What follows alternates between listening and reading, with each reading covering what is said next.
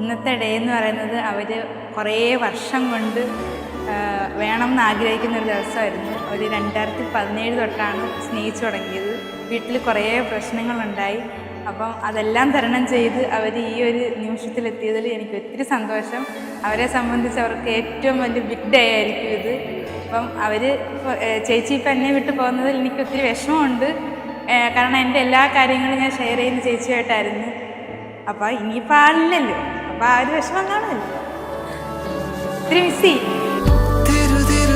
വരുമൊരു കനവും നീയാകവേ